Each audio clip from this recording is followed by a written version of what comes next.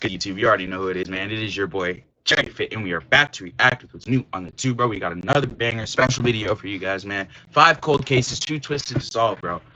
Hey, man, I know you guys fuck with the mysteries just as much as I do, bro. We got a Mysterious Monday. Oh, maybe I should make that a thing, bro. Mysterious Mondays, where we only react to, like, body cams and, like, crazy mysteries and conspiracies. Let me know what you guys would think, bro. We could bring on the Mysterious Mondays. I would actually be, very happy for that. And then, we'd make the exceptions for like games and stuff. We'd still upload games. But let me know in the comments what you guys think about that. That just came into my head, bro. So yeah, start the week off strong, bro. It's June, new month, new week, bro. Let's work hard. Let's get to everything that we want to get to this week, man. 5 cold cases, 2 twisted to solve, bro. Let's just jump into it, man. And yeah, this video came up on my feed, bro, because I was looking for some crazy shit to react to. Whoops. Oh, my fault, y'all. They were here one moment and gone the next. Trying to look. No final words of goodbye. Forget what I was saying, honestly. Phone, or a car with a key still in the ignition, or a trail of blood maybe that led nowhere. And these aren't just cold cases. No, these are the ones that'll stick with you no matter how hard you try to shake them. Gee, this is crazy. So welcome, Scary Mysteries. Here are the creepiest cold cases ever recorded. Number 5, a killer's trap. If you lose a child in an accident, like a car accident or something, you can understand it. The pain and the loss is still there, but at least you know what happened. 18-year-old Sherry Yearley had just started piecing together her adult life.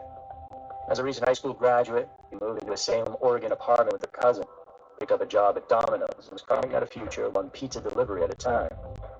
And on the nation's birthday, July 4th of 1982, he was back on the grind, and she had to bring a pie over to River and drive. The issue with that is, the home here didn't exist. It was just a dead-end road near the banks of a river. Later on that evening, an off-duty police officer driving home from the fireworks with his kids spotted a Ford Pinto sitting in the middle of that road with the engine running and headlights on. Around the car, pizza boxes. Bro, nah, man. One box had been crushed by a tire. Another held a blueprint. And it was Sherry's vehicle, but she was nowhere to be found. That's tough. The search that followed was frantic. Police combed the riverside, and helicopters scoured the area, and volunteers lined the banks, but there was no trace of the young girl. It appeared like she had been kidnapped. On top of that, it had been planned from the moment that call came in for that bogus delivery. That's tough. So, like, I think they're saying that she wasn't even, like, really targeted. It's just, like, she happened to be the one that was working, man. Like, it's not like somebody was stalking her or anything. That's what they're saying. I mean, I think that's what they're saying, at least. It's just tough. That's a tough situation, man. Prayers to the family, bro. Like, what I think that was the mother in the clip saying, like, at least with, like, a car accident, you know what happens. I just can imagine, like, what kind of pain a parent must go through when they have to, like, hear the call that they're, they don't know what's going on with their child, bro. So an older model, off-road tires and spotlights mounted on the roof. Without anything else to go on, that led to another dead end. And weeks went by, and then in a twist nobody could explain, the case took a turn into the paranormal realm. When a psychic investigator from Texas named John Ketchings woke up one night to find a ghostly figure of a young woman standing at the foot of his bed. They didn't know why, but a few days later, a package arrived from Salem investigators, and inside, information about Sherry and her case. What the fuck? Ketchings recognized her immediately from the photo. As I figured out what it was, I thought it was interesting. I thought there's perhaps some message, some reason for this to occur. Following the visions, Ketchings traveled to Oregon. He walked the grounds where Sherry vanished, claiming to see flashes of what had happened. Bro. A green pickup truck, a man luring her from her car. Dude, people seriously use this shit in, like, investigations and shit, for real? What do you guys think about the use of paranormal activity in investigations? That's definitely new to me. He had a list of suspects who owned a green pickup. When Captain Will Hastings read the names, one leapt out to him, Darrell Wilson. Now, Wilson owned a lime green truck that he suspiciously repainted brown just days after Sherry's disappearance. He admitted knowing Sherry from a party, but gave conflicting stories about his whereabouts the night she vanished.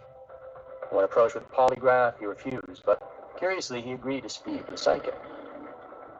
And as soon as Ketchings arrived at Wilson's house, well, he knew he was in the right place. The home matched the ones he had seen in his visions. The white posts. Is that really true? Like, how credible is this guy? Inside.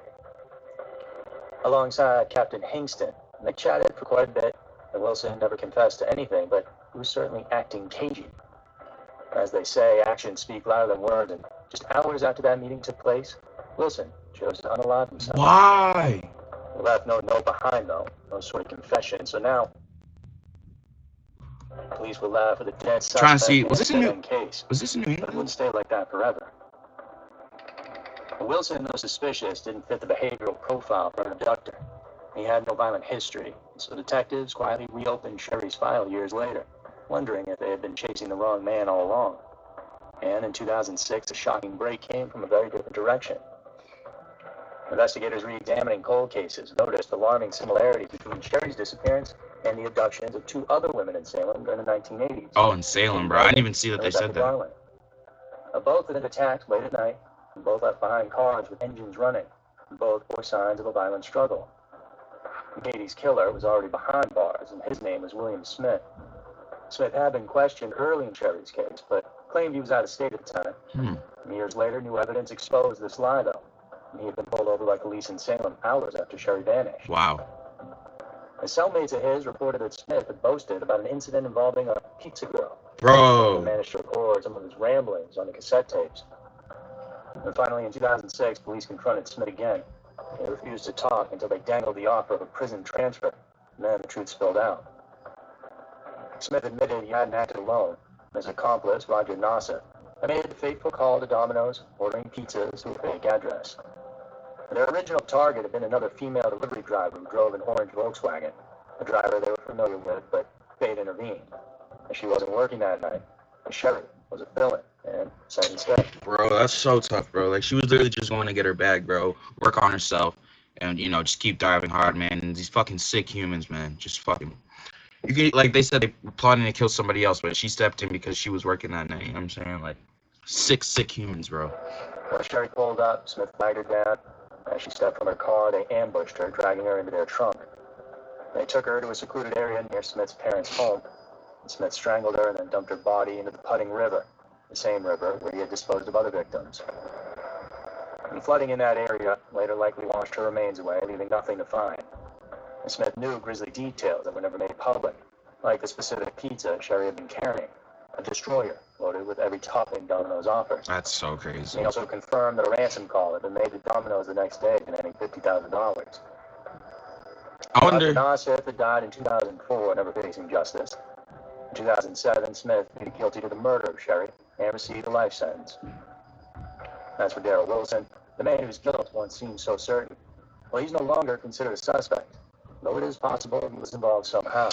Bro, what's crazy is I grew up in New England and never heard about that, bro. Literally 2003, born and raised, never moved out of Mass, and I never heard about this story. Crazy, man. We'll never know to what extent. You would think, like, they'd tell us about it 2006, bro. It'd be relevant, but...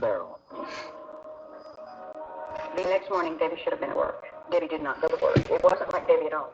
The day after Christmas is supposed to feel slow and sweet, full of leftovers, family, and quiet time. But for 28-year-old nurse Debbie Wolf, December 26th of 1985 would be the last day anyone ever saw her alive. She clocked out of work at 4 p.m., smiled to her coworkers, and drove off toward a cozy cabin nestled 7 miles outside Fayetteville, North Carolina. Nothing unusual, but the next morning, Debbie had simply vanished. Her parents, John and Jenny, knew immediately that something wasn't right. That's tough. Debbie was the type of person who didn't just miss work, who was responsible to a fault. When she failed to show up at the hospital, her family and a friend, Kevin Gordon, drove out to her cabin and Hey, this was the clip that we accidentally hit on. Shattered any hope that this was just a misunderstanding. Debbie's beloved dogs were unfed, whining and pacing. Her car was parked oddly, not where she normally left it. Empty beer cans littered the parking. Shit, man. Debbie wasn't much of a drinker. Inside her home, it looked ransacked in a way that didn't fit her personality. The nurse's uniform was crumpled on the kitchen floor, her purse shoved hastily under the bed. And then came something even more creepy. A message on her answering machine left earlier that day from a man claiming Debbie hadn't showed up to work for quote-unquote days. Uh-oh. But that was a lie. Debbie had just worked the day before.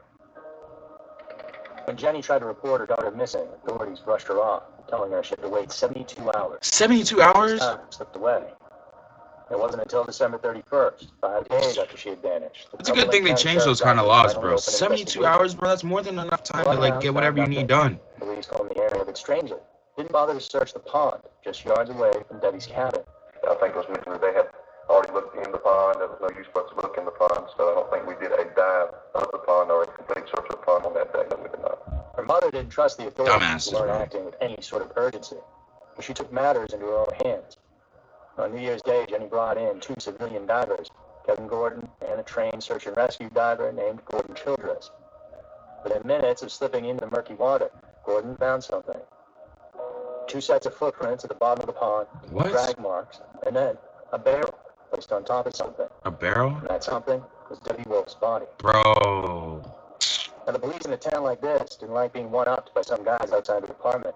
They questioned whether she was even found in the barrel. Are you kidding me? Bro, these fucking dude, like, bro, I'm not speaking in general, but like in cases like these where we see the fucking cops have an ego just because, like, dude, you guys were the ones who chose to respond not even 3 days later, bro, but after 3 days later, because you told her that she had to wait 3 days. Like, bro, what do you want them to do? Just sit around until their daughter fucking walks into the house, bro? Like, come on, man. Like a potential homicide. Fucking do your jobs, dude. An accident from the start. An autopsy confirmed Debbie hadn't been drinking or using drugs. The cause of death was ruled drowning. So, case closed for the authorities, who theorized Debbie must have fallen into the pond while playing with her dogs. And nothing about that explanation sat right with those who knew her. For one, let's pretend she had accidentally drowned like that. Right? Typically, The barrel? under these circumstances will pass away with their eyes and mouths open, arms outstretched, twisted in desperation. And Debbie's body wasn't like that. Her eyes were closed, her limbs relaxed. Her body looked suspiciously clean, as if she hadn't thrashed around in the slimy pond water at all. She was probably dead before they, or like they strangled her in the water. Inside that barrel. Sorry, I gotta stop talking over On her. top of that, Kevin and Gordon both swore Debbie had been inside that barrel. Debbie's neighbors remembered a barrel near the cabin before her disappearance, but after she vanished, the barrel vanished too. All that was left was a telltale indentation in the dirt where it once sat. Yet investigators insisted there was never a barrel at all.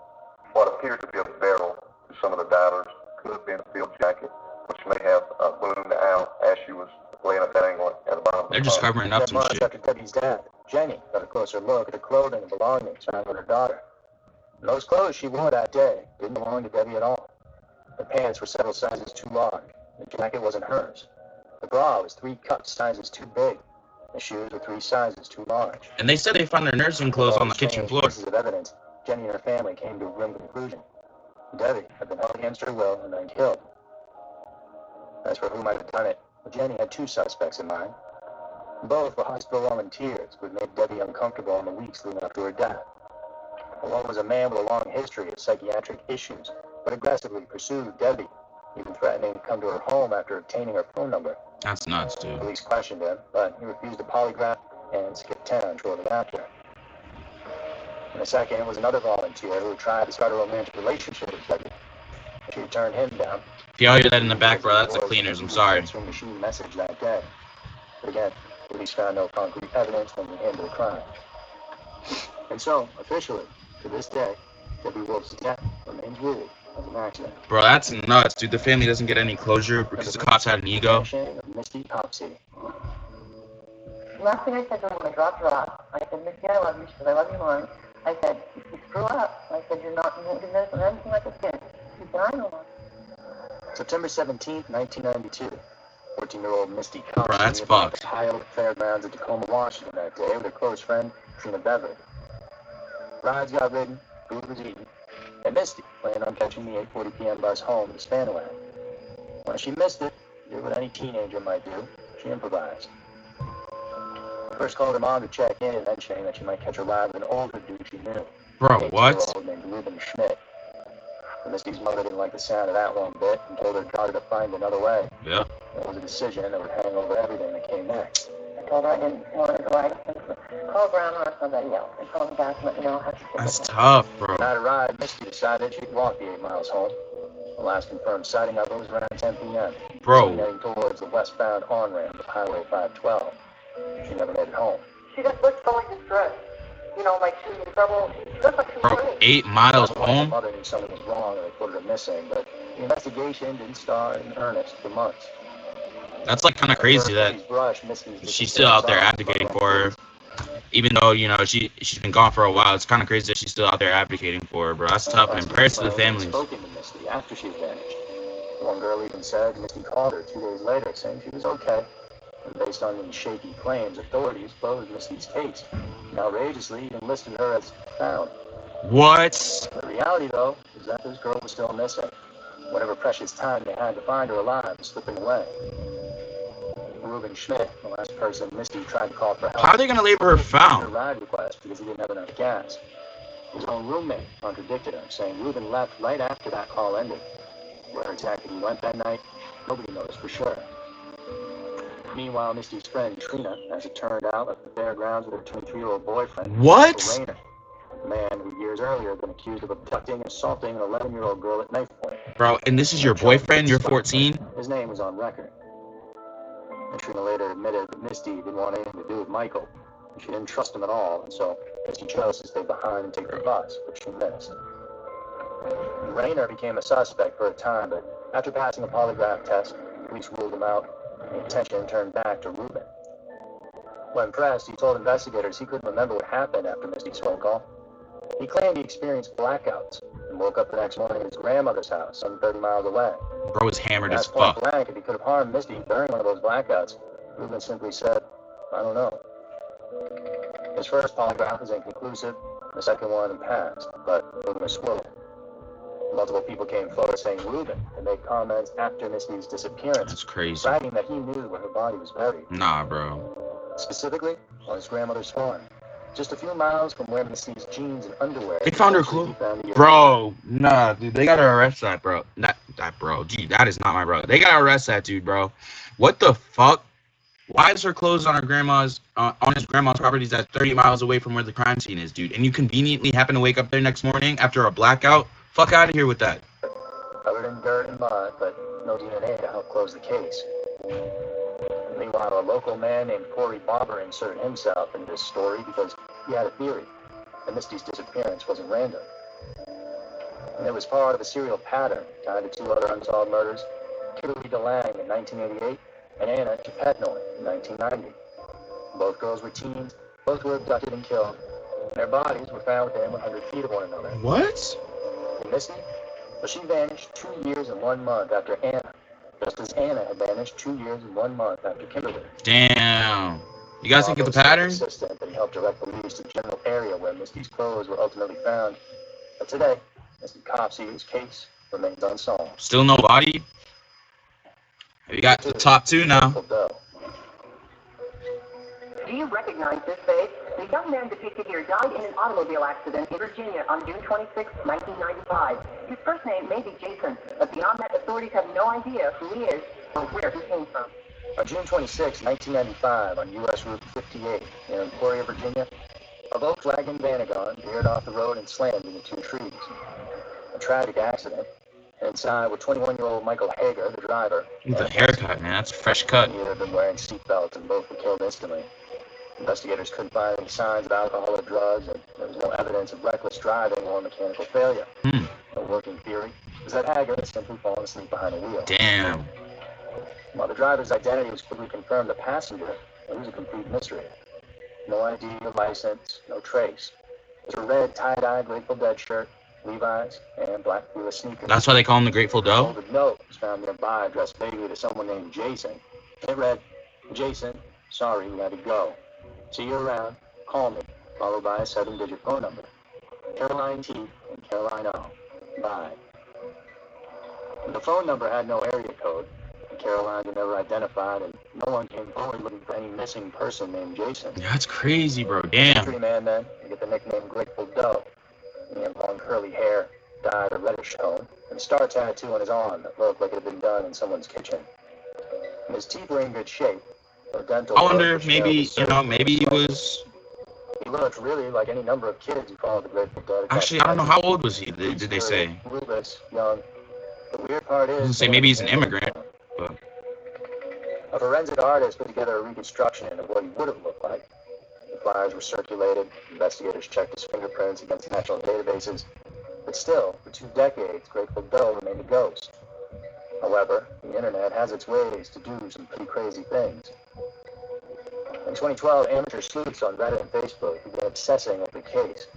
They shared the reconstruction, they scoured missing person databases, One user created a Facebook page specifically What? for Grateful Dead. That's wild. The miracle of digital crowdsourcing. In early 2015, someone posted photos Oh, of a young shit. man named Jason. Dude, what? He looked eerily like the facial reconstructions. He wore similar clothes Sure, and a yeah. bedhead. Most importantly, no one had seen him since 1995. The people who posted the photos didn't remember Jason's last name. What do you They mean? only knew he'd lived in both Illinois and South Carolina. And he told people he was planning to follow the Grateful Dead. And that clue made its way to a woman in Myrtle Beach, Jason's mother, who she hadn't seen her son. This is my son from Myrtle Beach, South Carolina, looking for this whole time with no luck. Today, my other son saw this. I find this very hard to believe that this is real, bro. Like, you mean to tell me you saw it from a Facebook post that your son, like, is just missing after, what, 2 decades?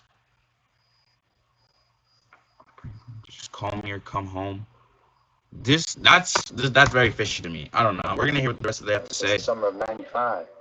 He was 19 years old when he left home to chase the Dead's tour, and she never heard from him again. But she never filed a missing person report. Exactly. Not because she didn't care, but because she didn't know where to start. As she said, he was always on the move.